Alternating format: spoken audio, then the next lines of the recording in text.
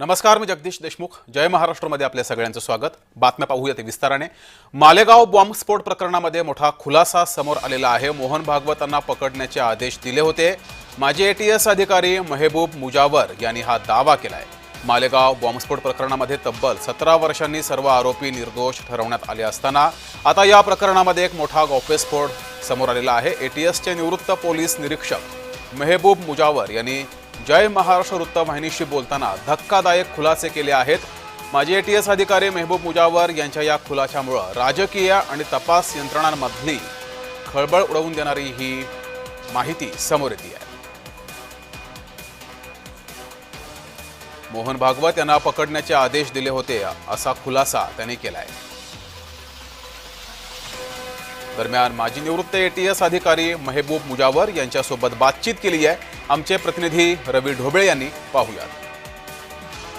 मालेगाव बॉम्बस्फोट प्रकरणाचा तब्बल 17 वर्षांनंतर निकाल लागला. 7 आरोपींची आहे ते एनआयच्या न्यायालयाने जे आहे ते आज निर्दोष मुक्तता करण्यात आलेली आहे. आज आपल्यासोबत त्यावेळेचे जे तत्कालीन एटीएसचे तपास अधिकारी मेहबूब मुजावर आहेत, आपण त्यांच्याकडून जाणून घेऊयात. सर, काय सांगाल, आज मालेगाव बॉम्बस्फोट प्रकरणाचा निकाल लागलाय, आपली काय भूमिका होती त्यावेळेस? आज जो निकाल लागला तो भगवा आतंकवाद वगैरे हा जो विषय होता तो संपुष्टात आलेला आहे. त्यामुळे समाधान आहे, समाधानाची बाब आहे. आणि हा जो निकाल लागला याचा तपास माझ्याकडे नव्हता. हा तपास मी काय केलेला नाही. मोहन भागवतांना धरून आणलं ते तर वेगळाच विषय आहे की हो. हे त्याच्यापेक्षा मोठा आहे ना. मोहन भागवतना धरून आणा म्हणलं तर मी थोडं धरून आणणार आहे. धरून आणलो नाही मी त्यांना.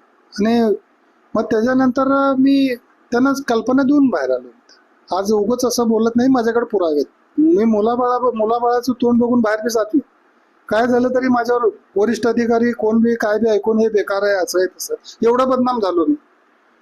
असं माझं नुकसान झालं. आणि आता जो भगवा आतंकवाद आहे हे ते कधी सगळं पूर्ण म्हणजे त्याला ब्रेक लागला आता त्या गोष्टीला. म्हणून मला आनंद आहे जे निकाल लागला ते योग्य आहे. तर हे होते तत्कालीन एटीएस माजी निवृत्त अधिकारी मेहबूब मुजावर सर. रवी ढोबळे, जय महाराष्ट्र न्यूज, सोलापूर.